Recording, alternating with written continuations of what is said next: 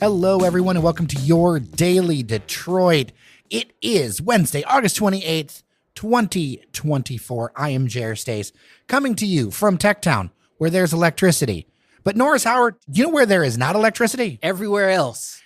Including my house. Yeah. Because I am one of the 200,000 or so DTE customers without power.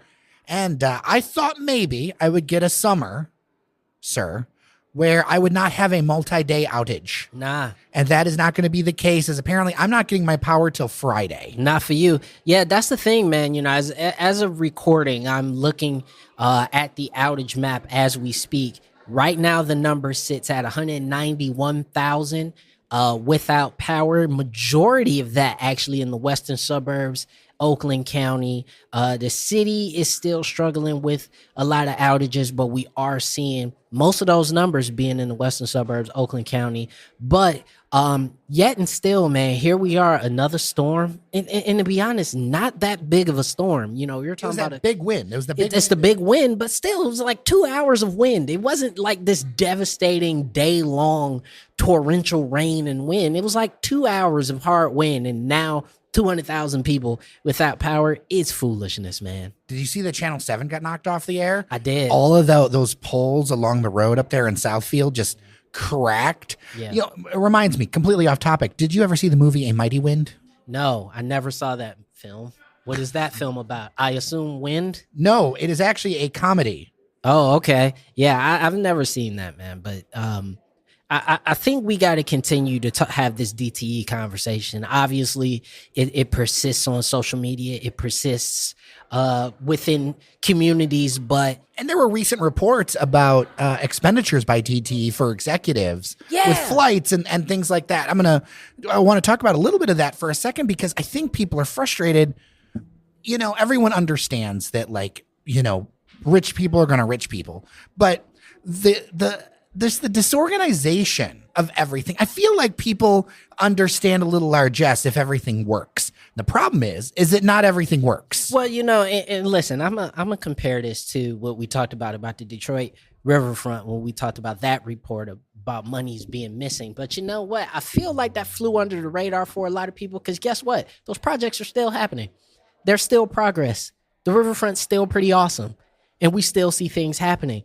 It is very hard for people to look past you asking for a rate hike so we can fly our executives around when people lose their power for multiple days on end. And on top of that, also, there's some classist elements as well, because again, if you're living downtown where most of the power is underground, in Lafayette Park where most of the power is underground, this don't affect you like ever. So, you know, for me, looking at where all the outages are, looking at the people who are struggling with this, yourself included, DTE they have to do better. And I hate to sound super duper, you know, out of left field, quote unquote, but I mean, public works, y'all. I mean, Wyandotte has it. Ann Arbor's been looking at it. Actually, I'd love to talk to the people who are advocating for Ann Arbor to make this switch. One of the challenges, though, is that you've got so much in infrastructure. You know, DTE will say, hey, we need to spend a lot more to clear trees and all this other stuff. But on the other hand, for me, I know that my neighborhood doesn't have as many people, but I also know that means we just don't get as many services. I'm tired of this. Like, I feel like it's really hard to encourage people to be in a place when it's like, yeah, you might lose power 3 days a year. But at what point does a electric company executive need to fly a private jet to anywhere? They could have driven to the Mackinac. I mean, I'm going to get myself in trouble for this. I go to the Mackinac, full disclosure, I go to the Mackinac Policy Conference every year, but I do drive. Yeah. I'm not sure that the 4 hours is that worth it. No. To fly, even if you're going to like share with other people, you probably get more work done. It's a bit of largesse. You probably would get more work done in the car. Here's my that's my thing, man. It's like we keep getting these rate hikes and we keep getting these excuses. The services keep deteriorating. The infrastructure keeps deteriorating, and we see when it comes to at least the public sector that through the Whitmer administration, we've seen more investment into infrastructure repair, infrastructure updates. We've seen it. But when it comes to DTE, for some reason, I have not seen them put up new poles ever. I mean, I have not. some. I have seen some. There were some things in my neighborhood that they've done, but it clearly has not been enough. I wonder, where is the leverage? Okay, so I was talking on background with a friend of mine, a couple friends of mine. Actually, this is not a unique experience, where they're trying to do projects and like DTE is just completely like disconnected within itself as far as what needs to be done, estimates, trying to get things installed. Like I hear so many issues where it's just not even an organized company. It feels like people can be upset, but whatever, what are we going to do? It just feels people are so frustrated and feel powerless. And I think at a certain point you like just wear people down, and maybe that's the plan. It's just wear people down to the point where they're just like, oh, it is what it is and nothing changes. But we got to think about where to put some actual pressure that actually changes things. I mean, sure, you got stuff with Dana Nessel, but that doesn't seem to be moving the needle. Yeah, I mean, I think unfortunately only the market forces will be able to do anything. And what I mean by market forces is not just competitors, because DTE is functionally in Metro Detroit a monopoly. There's no real competitor for them. But I think that the pressure has to come from, and I hate to put it this way, is the money people. The powers that be, the money people have to step in, and they have to put pressure in to say, we're not going to give you any more money if services keep being poor in this manner. And that's the thing, because the outages aren't just in the city. The outages aren't just in the working class neighborhoods. They're everywhere. So you got a lot of people with a lot of money who are also dealing with power outages right now. And I'm sorry, sure, some of those people might have generators. I don't want to use my generator. That's the point. What about something like municipal power companies? I think that is by far the most unlikely path, but it might be the path that solves the most. And the issue is, though, you got so much money that you got to put up for this, because this stuff is very expensive. Exactly. And to create an entirely new municipal power grid would be absurdly expensive, which is why I think it's unlikely. But you solve an affordability issue. You solve a service issue. You solve a communication issue. You solve the largesse, as you say, because it's a public work, and therefore, you can't be electricity czar. So like it would solve a lot of issues, but it's just the upfront cost for it in many ways, just like our public transit issues, the upfront costs are so exorbitant that it becomes unfeasible for us to undertake it. Maybe we also need to have a cultural reckoning around this, though, because you mentioned transit. I think the same thing with power and a few other things. We are very reticent to pay things in taxes. Like, we are very tax averse. And like for instance, the number one way the transit normally gets funded is a sales tax. And that sales tax is illegal in Michigan. Like, that's part of the issue that we've got going on here, is that we're allergic to like those kinds of things. And it's okay. To me, it's okay if you pay more, if you make more, or you get better. It's also hard to justify it within the city proper of Detroit, for the simple fact that, I mean, just how much more can this community be taxed? I mean, we already pay a 5% utility tax. That's what I'm saying. A lot of that money goes to police, actually. It does.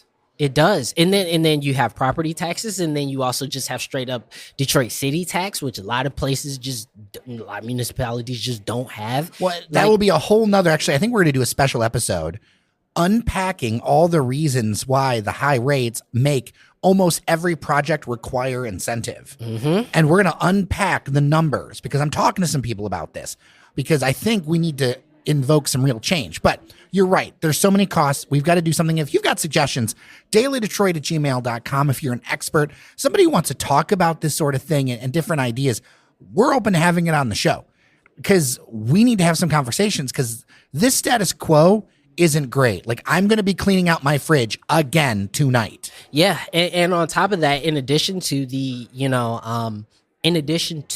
electrical issues in DTE and all the stuff that we've been talking about, there's now, expiration on the internet incentives. We should talk about that for a second, because here's the deal. The Congress did not renew funding for this program that subsidized internet for low-income homes. There are going to be thousands upon thousands of Detroiters that end up losing internet service because of this. And it's not going to play well, because so many times in the history of being a Detroiter or a low-income person in Metro Detroit, has been the bait and switch. Yes, sir. And that's what's going to happen with this. And you're going to see a lot more disconnections. There was a lot of great progress with internet connectivity. But you know what? In the neighborhoods, it's still really tough. And I think you know that personally. I do. I mean, listen, my mom still lives in the Brightmoor area. And I'm going to tell you right now, it is a data desert. You know, even mobile data is not what it should be for still being in a city. So for me, as we have conversations about utilities, water, electricity, roads, all that kind of stuff, we have to start folding internet within that conversation, because right now they're too separated for me. The internet is a utility, just like water. Data is a human right, and we need to make sure that our populace is informed and connected, because if not, you got a large swath of the population here in the city of Detroit that will be completely frozen out of being able to work. So that leads me to our next topic, because I think we need to talk about this Detroit mayor's race. It looks like we may get another hat in the ring in Saunteel Jenkins. She is the former Detroit City Council president, currently heads up the Heat and Warmth Fund. She has started... Known as Thaw. Yes, known as Thaw. She has started an exploratory committee, so it's not official, but this is the path. And it's interesting to me, and I'm going to read out the quote from her release that I'm going to put out there. Is, I'm proud to see good things happening again, but we still have a long way to go. We need to ensure every Detroiter can live in safe neighborhoods and provide safe spaces and after-school programs for our kids. We need a new approach to public transit that will provide more access to jobs, regardless of what neighborhood you live in. And we need to provide new pathways of opportunity so that every Detroiter has the opportunity to achieve their dreams. Now, I'm not doing endorsements this early. It's still early in everything. But I will say, and I said this in our newsletter, you can sign up for it on dailydetroit.com. A city cannot be sustainable with a household income average of like $36,000, $37,000 a year.